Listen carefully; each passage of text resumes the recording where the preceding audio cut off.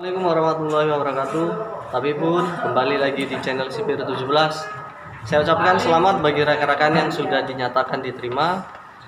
Pada fase ini rekan-rekan akan sangat berharga dan saya ucapkan tetap semangat dan terus jangan pantang menyerah.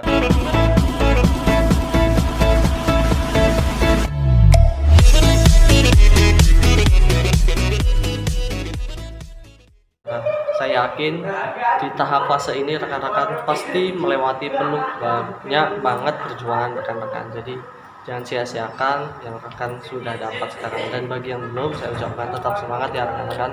Coba lagi tahun depan rekan-rekan. Mungkin persiapan rekan-rekan itu kurang. Nah, di sini saya akan menjelaskan beberapa poin untuk pemberkasan ulang rekan-rekan. Nah, jadi di sini ada perbedaannya rekan-rekan. Di tahun kami 2017 itu untuk pemberkasan ulang ini menggunakan secara langsung. Jadi rekan-rekan itu harus ke Kanwil atau kantor wilayah rekan-rekan masing-masing. Bisa rekan-rekan dari Provinsi Lampung ya, rekan-rekan ke Kanwil Lampung. Tetapi pada tahun 2020 ini khususnya CPNS penerimaan 2019 untuk pemberkasan akhir ini dilakukan secara online rekan-rekan. Nah, mungkin itu ada sebagian dari faktor COVID-19 dan lain sebagainya rekan-rekan, kita tidak tahu rekan-rekannya. Dan ini ada beberapa poin rekan-rekan yang harus rekan-rekan perhatikan, jangan sampai rekan-rekan salah.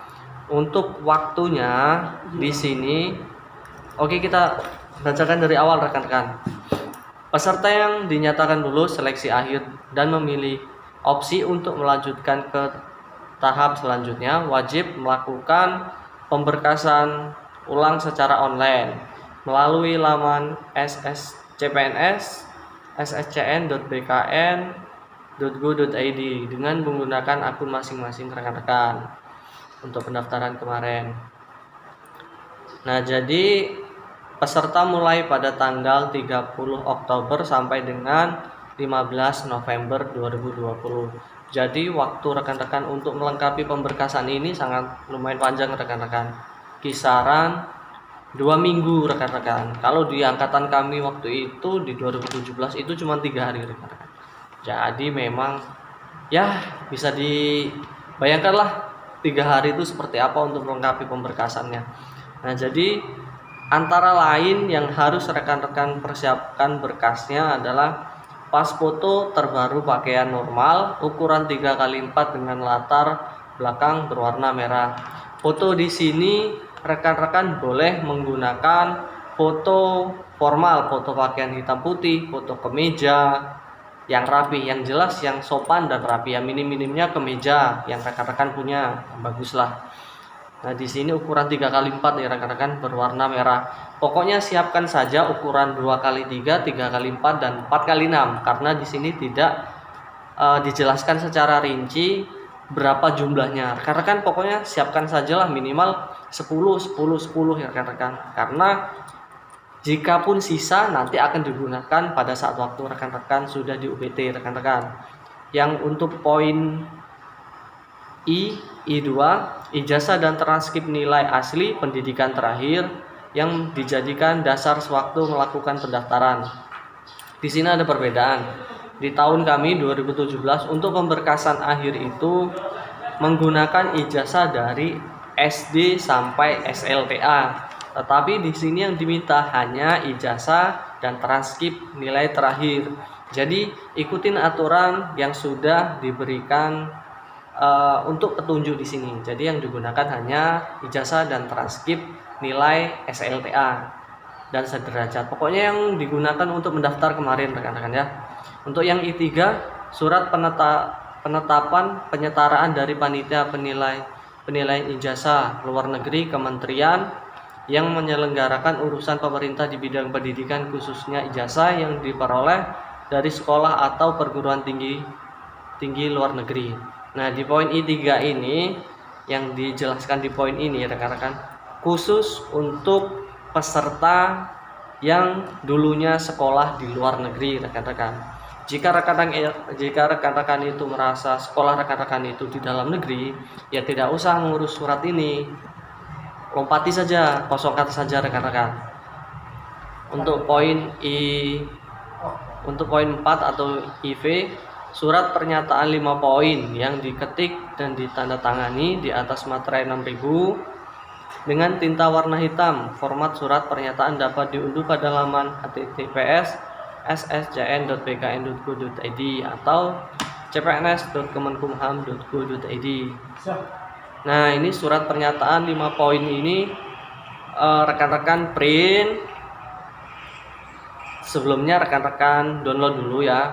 Rekan-rekan isi namanya, tempat tanggal lahirnya, alamatnya, segala macam. Rekan-rekan print, nanti ditandatangani di atas materai dan itu di-scan rekan-rekan. Jadi scanannya nanti diunggah rekan-rekan, sama seperti rekan-rekan itu mengunggah waktu pendaftaran awal kemarin. Untuk poin 5 atau V, surat keterangan catatan kepolisian yang dikeluarkan oleh kepolisian resor atau kepolisian daerah yang masih berlaku sampai dengan 30 November. Jadi ini untuk ketentuan SKCK itu rekan-rekan membuatnya minimalnya di Polres atau Polresta rekan-rekan. Mengapa? Karena untuk ketentuan pemberkasan untuk CPNS segala macam itu memang standarnya atau ketentuannya di Polres atau Polresta rekan-rekan. Ya bisa juga sih di Polda. Kalau di Polsek itu tidak bisa rekan-rekan. Nah, untuk keterangan mengetahuinya, kalau dulu saya itu diarahkan untuk pemberkasan CPNS Kemenkumham, karena di sini tidak dijelaskan secara rinci. Boleh rekan-rekan ikuti pengalaman saya, boleh juga rekan-rekan itu mengikuti apa dan seperti apa perkembangan pada saat ini ya. Coba tanya-tanya juga sama yang lain rekan-rekannya. Kalau zaman 2017 dahulu itu keterangannya untuk pemberkasan CPNS Kemenkumham. Di poin VI atau 6, surat keterangan sehat jasmani dari dokter rumah sakit pemerintah yang terbaru dan harus ditandatangani oleh dokter yang berstatus PNS. Tanggal surat masih dalam bulan November. Ini surat keterangan sehat ini rekan-rekan bisa periksanya di rumah sakit umum daerah rekan-rekan ya. Ini rekan-rekan minta saja untuk pemberkasan juga CPNS Kemenkumham rekan-rekan. Nah, selanjutnya surat keterangan sehat rohani atau jiwa dari unit psikiatri rumah sakit pemerintah yang terbaru dan harus ditandatangani oleh dokter spesialis kedokteran jiwa yang berstatus PNS. Tanggal surat masih dalam bulan November 2020. Di sini dijelaskan rekan-rekan harus juga melengkapi surat kesehatan. Nah, surat kesehatan ini didapat dari rekan-rekan rumah sakit jiwa rekan-rekan. Nah, jadi rekan-rekan biasanya mengerjakan soal dan lain sebagainya rekan-rekan. Pokoknya setiap provinsi itu ada rumah sakit jiwa rekan-rekan. Selanjutnya atau yang poin 7 VII, poin 8 maksudnya, yang terakhir, surat keterangan tidak mengkonsumsi menggunakan narkotika, psikotropika, prekursor dan zat adiktif lainnya dari rumah sakit pemerintah yang terbaru ditandatangani oleh dokter yang berstatus PNS serta melampirkan hasil laboratorium. Tanggal surat masih dalam bulan November. Nah, ini untuk surat keterangan tidak mengkonsumsi narkoba. Ini rekan-rekan berbarengan dengan surat keterangan sehat jasmani. Jadi pembuatannya di Polres atau Polresta rekan-rekan ya. Jadi rekan-rekan nanti sekaligus surat minta keterangan surat kesehatan dan surat anti narkoba rekan-rekan. Oh, ini ada satu lagi poin rekan-rekan di poin IX atau poin 9, bukti pengalaman kerja yang telah dilegalisir oleh pejabat yang berwenang apabila memiliki masa kerja. Jadi di sini penekanan poin terakhir atau poin 9 ini, ketika rekan-rekan yang sudah memiliki pengalaman kerja, misal rekan-rekan itu sudah memiliki pengalaman honor atau segala macam, itu bisa dilampirkan rekan-rekan. Tetapi ketika rekan-rekan itu tidak memiliki pengalaman bekerja, ya tidak masalah. Itu kan tidak wajib rekan-rekan, itu hanya diperuntukkan untuk yang sudah bekerja atau sudah berpengalaman rekan-rekan. Oke, Untuk di part keduanya akan kita bahas tutorial atau cara untuk pengisian dan cara penguploadan rekan-rekan. Tunggu video selanjutnya. Terima kasih. Apabila ada pertanyaan, tulis di kolom komentar rekan-rekan. Sekian dan terima kasih. Wassalamualaikum warahmatullahi wabarakatuh. Kemasyarakatan kami pasti, Lampung saya pasti kece.